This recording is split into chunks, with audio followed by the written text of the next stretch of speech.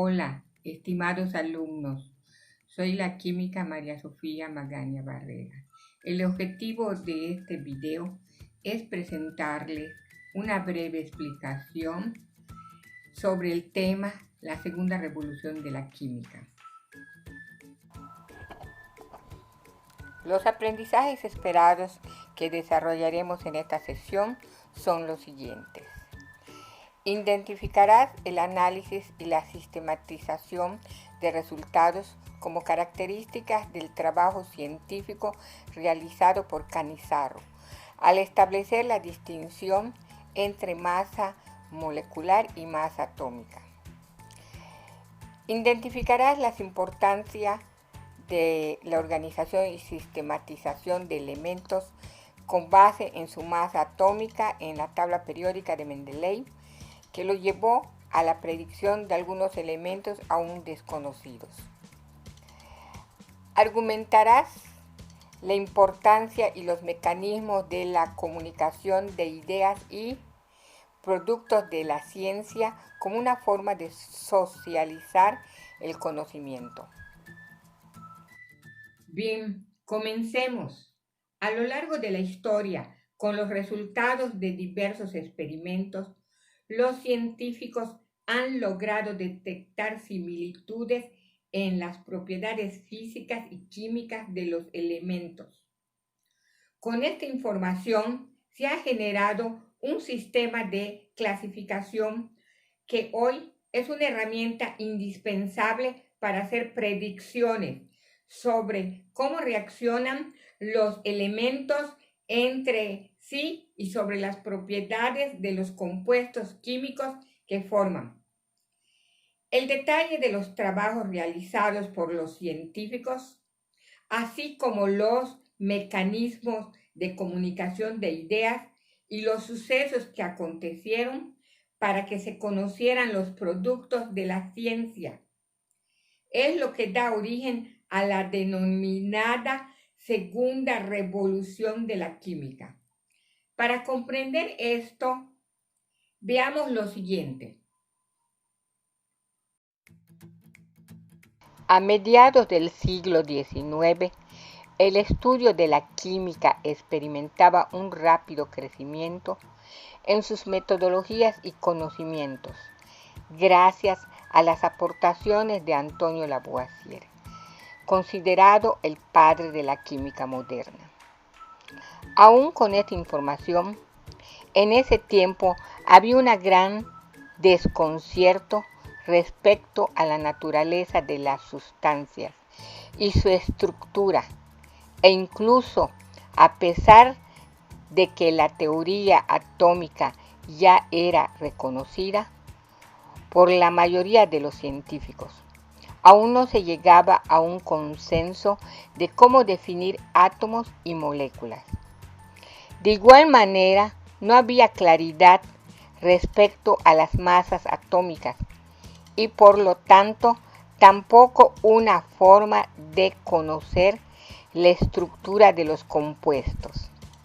Ante esta situación, se llevó a cabo el primer Congreso Internacional de Química en 1860 en la ciudad de Karlsruhe, Alemania. En este escenario, los químicos presentes discutieron la diferencia de términos fundamentales, como átomo y molécula. Entre ellos, el químico italiano Stanislao Cannizzaro expuso su propuesta para calcular la masa atómica, documento que había escrito 2 años atrás en su publicación titulada Compendio de un curso de filosofía química. Cannizzaro aclaró el concepto de masa atómica y la diferencia con la masa molecular, basándose en las aportaciones de Joseph Louis Gay-Lussac y Amadeo Avogadro. Gay-Lussac observó que los volúmenes de los gases que reaccionan entre sí y los que se producen están en relación de números enteros. Por ejemplo, observó que un volumen de moléculas de hidrógeno y un volumen de moléculas de cloro producían 2 volúmenes de moléculas de cloruro de hidrógeno. Por su parte, Avogadro añadió a esta idea que los gases con volúmenes iguales en las mismas condiciones de temperatura y presión contienen el mismo número de moléculas. Por ejemplo, un volumen de 6 moléculas de hidrógeno al combinarse con un volumen de 6 moléculas de cloro producían 2 volúmenes con 12 moléculas de cloruro de hidrógeno. De manera que un determinado volumen de gas en condiciones constantes contienen un número constante de moléculas.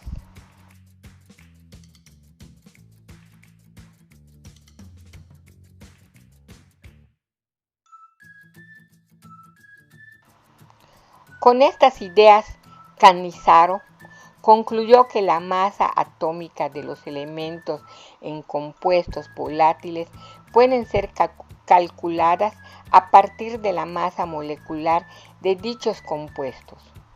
De esta manera, convenció a los asistentes del Congreso y por fin llegó a un acuerdo para diferenciar la masa atómica y la masa molecular. Gracias a esta contribución, el químico ruso Dmitri Mendeleev llegaría tiempo después a elaborar una tabla periódica que marcaría un punto importante en la comprensión de la naturaleza de las sustancias.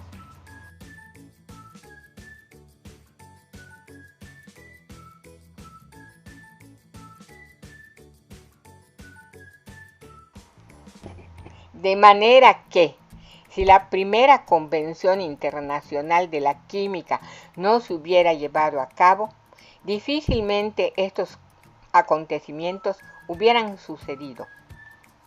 Lo que destaca la importancia que tiene la publicación del trabajo de los investigadores para difundir el conocimiento, un recordatorio de que el desarrollo de la ciencia exige la colaboración y comunicación del conocimiento entre la comunidad científica y, por supuesto, de la población en general. En 1829, Johann Wolfgang Dobereiner observó que podía formar grupos de 3 elementos, los cuales compartían las mismas características. A estos grupos los nombró tríadas.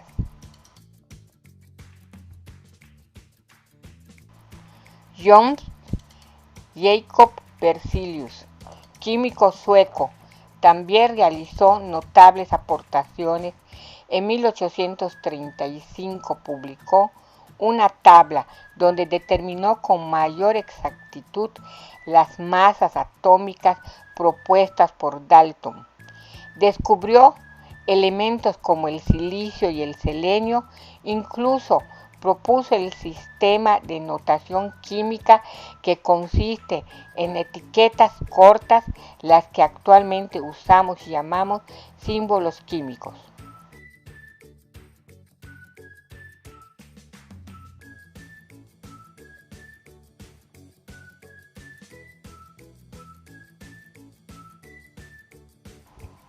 Más adelante, en 1862, Alexandre-Émile Bengouillet-Rechamp-Hugues ordenó los elementos de acuerdo a su masa atómica en una espiral llamada hélice telúrica, puesto que el elemento telurio se encontraba cerca del centro.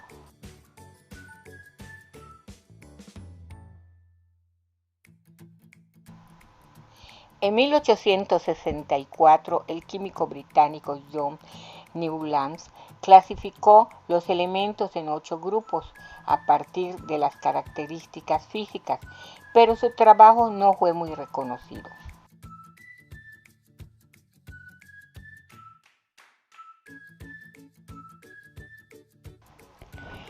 En ese mismo año, el alemán Lothar Meyer notó las propiedades físicas y químicas se repetían de manera periódica y creó una tabla donde agrupó 28 elementos con 6 familias, basándose en su número de valencia, esto es, su capacidad de combinarse con otros elementos.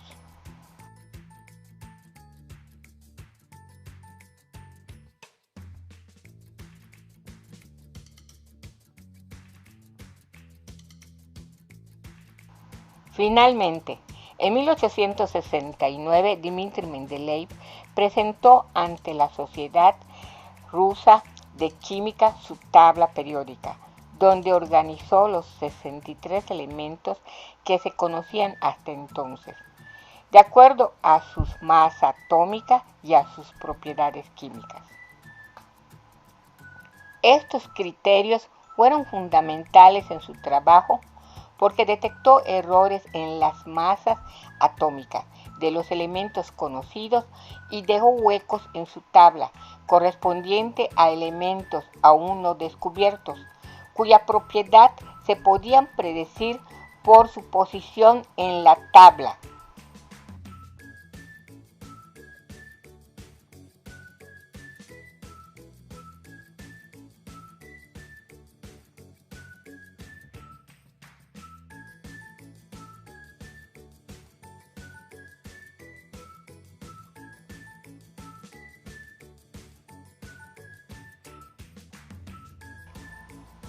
10 años después, recibió una actualización en la cual acomodaba los elementos en columnas, que representaban 8 grupos con elementos similares.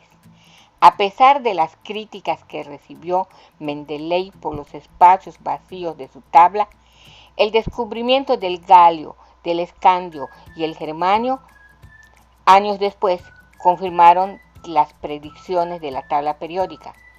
Ahora sí, ya había una coherencia y orden entre la masa atómica y la naturaleza de los elementos. Es así como la segunda revolución de la química representa un aspecto importante en el avance de esta ciencia.